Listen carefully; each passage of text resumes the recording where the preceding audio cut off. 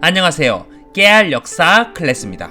오늘은 지난 영상에 이어 우리 역사상 최고의 정복 군주 광개토대왕에 대해 계속해서 알아보도록 하겠습니다.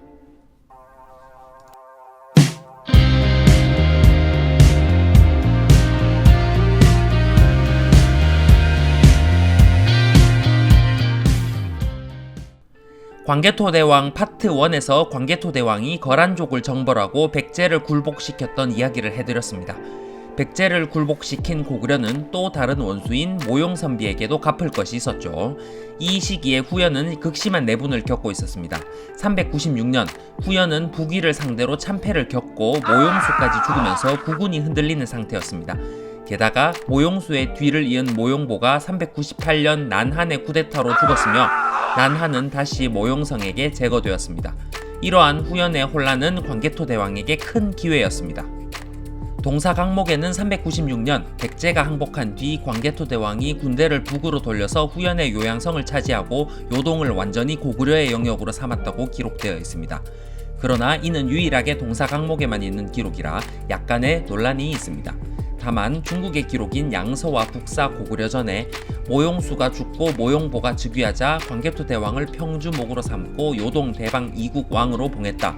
요동군을 공략하여 가졌다. 는 기록이 있어 동사강목의 기록이 어느 정도 개연성은 있습니다.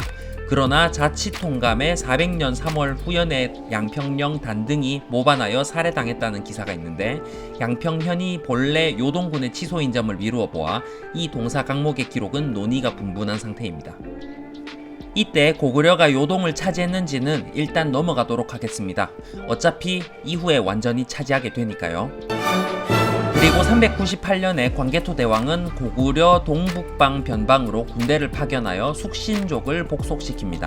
그런데 숙신족은 이전에 서천왕대에 복속당한 적이 있었습니다. 따라서 이때 고구려가 숙신족에 대한 지배력을 더욱 강화시켰거나 혹은 서천왕대에 복속시킨 숙신족과는 또 다른 숙신족 세력을 복속시킨 것으로 보입니다. 이 숙신이라는 세력은 훗날 물길, 말갈로 변모하는 세력으로 이후 여진 만주족이 된다는 것이 학계의 통설입니다. 그러나 최근 연구로 인해 이들 부족들이 별 관계 없다는 의견도 나오고 있기는 합니다. 한편 399년 백제에서는 근성의 아신왕이 다시 한번 군사를 일으켰습니다. 그러나 고구려에게 뚝배기 제대로 얻어맞은 백제는 함부로 고구려를 공격하지는 못했고 우선 고구려와 친밀한 관계를 가진 신라를 공격하기로 했습니다. 그래서 백제는 외와 가야까지 끌어들여 신라를 침공했습니다. 이에 신라는 고구려에게 원군을 요청하죠. 광개토대왕의 고구려는 후연과 대치하고 있는 상황이었지만 400년에 무려 5만의 대군을 신라에 파견합니다.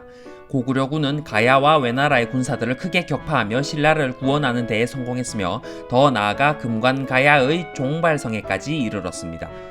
그 결과로 근초고왕 때에 이룩되었던 백제, 가야, 외나라의 동맹이 사실상 와해되었으며 금관가야는 거의 몰락하여 가야연맹의 맹주국의 지위를 잃게 되었습니다. 또한 이를 기점으로 고구려는 한동안 신라의 내정 간섭 수준의 정치적 영향력을 행사하게 되었습니다.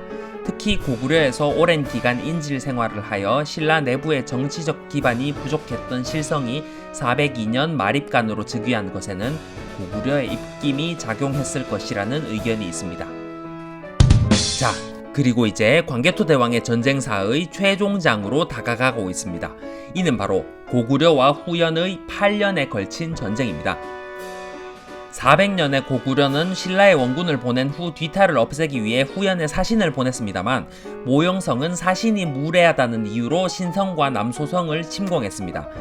이때 고구려가 요동을 차지한 상태였다면 고구려의 요동 방어선에 구멍이 난 것이며 차지하는 상태였다면 이제 요동을 차지할 때가 찾아오고 있는 것이었습니다. 그러나 신라의 대군을 보낸 고구려는 아직 후연과 맞붙을 준비가 되지 않은 상태였습니다. 어쩌면 위기라고 볼 수도 있겠죠. 그런데 고구려 입장에서 참 다행스럽게도 후연의 양평령 단등의 반란으로 후연이 주춤하여 고구려는 남쪽의 군대가 승전보와 함께 돌아오는 시간을 벌 수 있었습니다.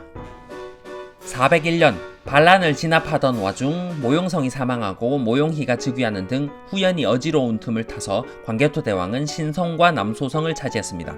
그리고 402년에는 고구려가 북연 평주의 숙군성을 공격하여 평주를 함락했습니다. 동사 강목의 기록을 따르지 않는다면 이때 고구려가 요동을 완전히 차지했다고 볼 수 있는 것입니다.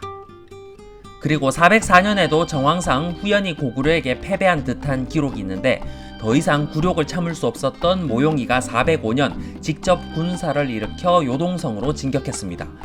후연군은 요동성을 함락 직전까지 몰아붙였으나 고구려군의 맹렬한 저항으로 결국 실패했습니다. 그리고 그해 겨울 고구려는 목저성에서 또 한 번 후연의 군대를 격파했습니다. 그리고 407년 광개토 대왕은 오만대군으로 누구인지 알 수 없는 적과 사방합전을 하여 모조리 참살했다는 기록이 있습니다. 이때 노획한 갑옷이 10,000여령이며 군사 물자가 부지기수에 돌아오며 깨뜨린 성이 사구성, 누성, 우불성 등이라고 하는데 기록상 어떤 적인지 알 수 없습니다. 학계에서는 이 적이 후연이냐, 백제 또는 외나라냐 하는 설로 갈리고 있는데 저는 정황상 그 적이 후연이지 않을까 하는 생각이 듭니다.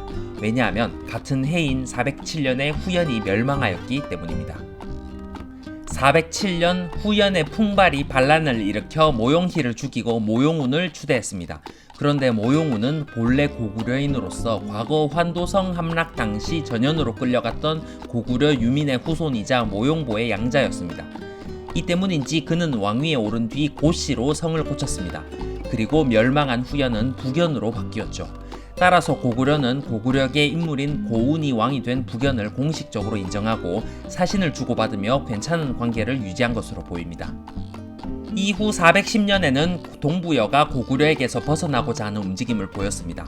이에 광개토 대왕은 마지막 원정을 떠나게 됩니다. 고구려의 군대는 동부여의 수많은 성과 마을을 함락하며 동부여를 정복했습니다.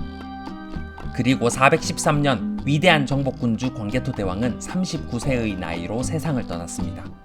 그의 아들 장수왕은 선왕의 시호를 국강상 광개토 경평한 호태왕이라고 하였으며 414년에 광개토 대왕 릉비를 세워 그의 업적을 기렸습니다. 간단하게 정리 한번 해볼까요? 광개토 대왕은 즉위하자마자 남으로 백제를 침공한 후 북으로 올라와 거란을 공격했으며 다시 남으로 백제를 방어하다가 다시 북의 거란을 정벌했습니다. 그리고 다시 남으로 백제를 박살낸 뒤 이번에는 서로 후연과 대치하였고 다시 북으로 숙신을 복속시킨 뒤 또다시 남으로 군대를 보내 왜군과 가야군을 격파했습니다.